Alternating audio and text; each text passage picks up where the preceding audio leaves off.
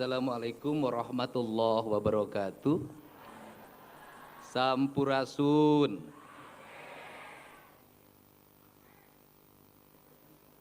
Sudah makan belum? Punya ongkos enggak? Ada ketua umum Depinas aman. Yang saya hormati, saya muliakan dan saya banggakan Ketua Umum Depinas Soksi yang hadir pada hari ini untuk memberikan kontribusi bagi warga Jawa Barat, kontribusi bagi warga Kota Bandung. Mohon maaf saya tadi terlambat karena berangkat dari rumahnya jam 13, tapi macetnya luar biasa karena arus wisatawan ke Jawa Barat hari ini terus mengalami peningkatan dari waktu ke waktu seiring dengan datangnya keluarga besar Soksi ke Provinsi Jawa Barat. Yang saya hormati Ketua Dewan Pertimbangan Soksi, Bapak Thomas Suyatno, saya ucapkan terima kasih.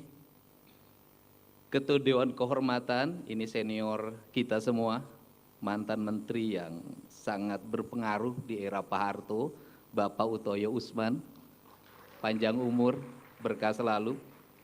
Kemudian Ketua Dewan Pakar Soksi, ini dengar nama ini dulu saya selalu tertarik ketika saya masih SMA, Bapak Bomer Pasaribu. Ini sangat kayanya luar biasa, punya pasarnya aja beribu-ribu. Yang saya hormati Ketua Dewan Etik DPP Partai Golkar, Muhammad Hatta, panggilannya Kanda Hatta, walaupun sudah sepuh tetap menjadi Kanda, jadi kelihatan muda. Saya ucapkan terima kasih kehadiran Wakil Gubernur Jawa Barat, kemudian Ketua DPD Partai Golkar Provinsi Jawa Barat, Kang Daniel Mutakin. Ini anak muda, menurut saya sih adik ya, pinter, cantik, visioner, orang Purwakarta lagi. Sekretaris Jenderal DPP Depinas Soksi. Saya ucapkan terima kasih menjadi penerus ayahanda tercinta. Saya ucapkan terima kasih atas kehadiran Wakil Ketua Umum Bidang Pertanian dan Ketahanan Pangan. Wah, Pak Yon tuh merangkap jabatannya. Di sini Wakil Ketua Umum, Ketua DPD Soksi Provinsi Jawa Barat, politisi senior sepanjang zaman, siapapun ketua DPD-nya, Pak Yon ketua praksinya.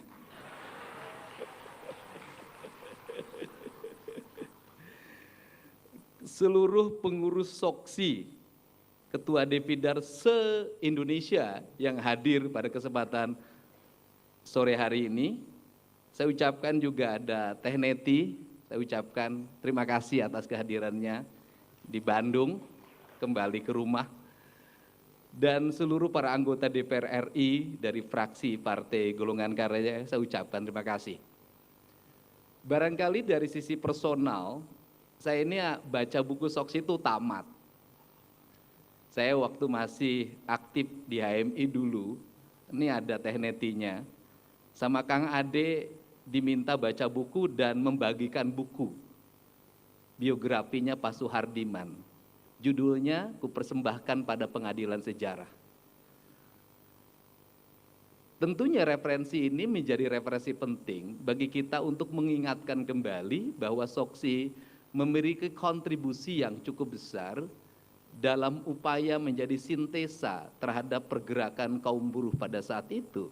Sehingga ada istilah buruh, kemudian Trikarya mengambil istilah karyawan. Intinya adalah mengakomodir seluruh apa yang menjadi kepentingan dan kebutuhan para karyawan di Indonesia, terutama mereka yang bekerja di perkebunan, untuk memiliki kontribusi politik, memiliki visi politik yang sama, kemudian melahirkan kesejahteraan. Saya Pak Ketua Umum bicara bahwa bicara tentang buruh, bicara tentang karyawan, ada dua menurut saya. Kalau yang di kalangan buruh industri, hari ini perjuangan dan pergerakannya relatif sangat dinamis dalam setiap waktu. Karena organisasi yang menanganinya sangat banyak dan pemerintah selalu memberikan respon positif dalam setiap waktu. Tetapi yang harus menjadi bahan perhatian kita semua adalah penderitaan atau degradasi kesejahteraan yang dialami oleh para karyawan di perkebunan yang dikelola oleh BUMN yang dalam setiap waktu mengalami degradasi yang tajam. Degradasi itu meliputi semakin menurunnya sektor perkebunan, daya dukung lingkungannya sangat semakin rendah dan orang semakin tidak peduli. Yang kedua, upahnya juga sangat rendah. Yang ketiga, ketika pensiun juga sangat rendah, rata-rata Rp300.000 per bulan. Itulah yang memberikan kontribusi terhadap dampak kemiskinan di Jawa Barat. Kemiskinan di Jawa Barat itu berputar pada wilayah-wilayah di antaranya Jawa Barat Selatan, dari mulai Sukabumi, Cianjur Selatan, Garut Selatan, sampai ke wilayah Tasik, dan mayoritas mereka itu adalah karyawan perkebunan. Kemudian yang kedua, degradasi lingkungan karyawan perkebunan itu diambil alih dengan sektor perkebunan sayur. Sektor perkebunan sayur juga menurut saya memberikan kontribusi kemiskinan lagi. Kenapa? Karena para bandarnya yang kaya raya, tapi mereka yang kulinya itu rata-rata upahnya 30.000 per hari, bahkan ada yang di bawah 30.000 per hari.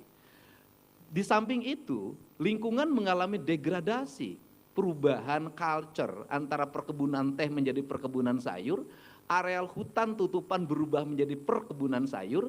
Ada dua ancaman terbesar dalam masa depan. Yang pertama, ancaman kemiskinan yang berlangsung hari ini. Yang kedua adalah ancaman degradasi lingkungan yang menguras dana APBN dan APBD dalam bentuk bencana dalam setiap waktu. Maka mari kita bersama-sama untuk mencari solusi bagaimana karyawan perkebunan yang rumahnya hari ini sudah mulai hampir roboh itu berubah nasib. Dari sintesa ini mudah-mudahan dalam kapasitas sebagai Ketua Komisi Keuangan, Provinsi Jawa Barat mengambil keputusan. Yang pertama adalah merecovery area perkebunan, karena itu tujuannya adalah membangun konservasi dan ekosistem. Ekonomi itu tidak begitu kuat dalam pandangan saya, konservasi yang utama. Maka hari ini Pemprov Jabar mulai mempekerjakan masyarakat dengan upah dari Provinsi Jawa Barat untuk menanam teh di areal-areal pegunungan, areal perbukitan yang oleh PTPN tidak dikelola dan dialihfungsikan peruntukannya, bahkan disewa-sewakan. Dengan upah ini diharapkan dalam jangka panjang perkebunan menjadi kokoh, tapi masyarakatnya bisa mendapat upah yang cukup dari provinsi. Itu yang pertama.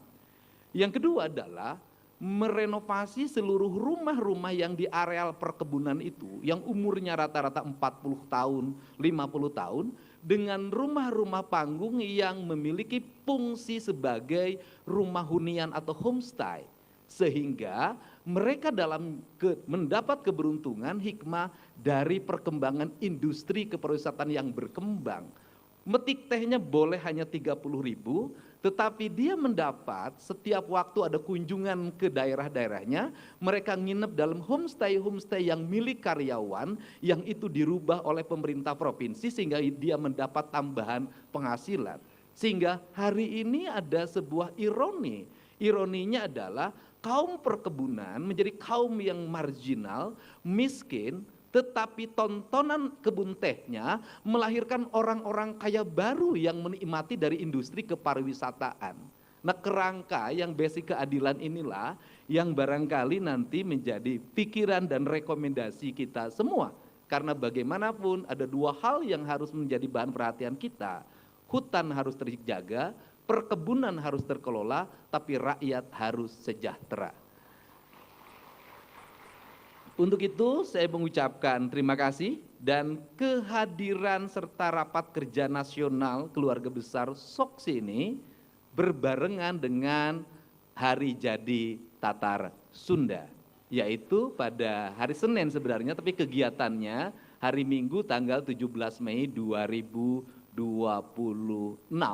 Dan kita ada, kalau mudah-mudahan bisa hadir, kita ada pemantasan drama kolosal, judulnya Pajajaran Gugat. Di antara yang kita gugat adalah perkebunan. Itu kemudian juga kehadirannya juga cukup membanggakan bahwa ini cermin Jawa Barat, Kota Bandung, dan masuknya ini sih Kabupaten Bandung, Cimenyan itu. Kabupaten Bandung itu merupakan daerah yang ramah bagi semua orang dan nyaman bagi semua orang. Mohon maaf apabila tadi kanan kirinya masih kelihatan kumuh karena pembenahan Pemprov dan Pemkot itu belum sampai ke arah selatan. Insya Allah mungkin dalam 2 bulan ke depan kota Bandung akan kinclong, gemerlap, sekinclong dan gemerlap Soksi. Saya ucapkan terima kasih, selamat berapat koordinasi nasional. Semoga kita semua senantiasa bisa menjaga keutuhan negara Republik Indonesia, bisa menjaga kemakmuran rakyat, bisa menjaga seluruh amanah yang telah diberikan oleh masyarakat Indonesia dan masyarakat Jawa Barat. Bagi saya, hadir di tengah keluarga besar Soksi, itu sama dengan saya kembali ke mantan. Karena saya adalah mantan anggota DPR RI dari fraksi Golkar. Jadi, hubungan tidak bisa selamanya bersama dalam satu rumah, tapi silaturahmi dan kebaikan tetap kita terjaga. Kerjasama untuk bangsa bisa kita lakukan secara bersama-sama. Karena apa? Karena merah dan putih adalah warna kebanggaan bangsa kita. Saya ucapkan terima kasih. Wallahu muwaffiq ila aqwamit thoriq. Assalamualaikum warahmatullahi wabarakatuh. Sampurasun.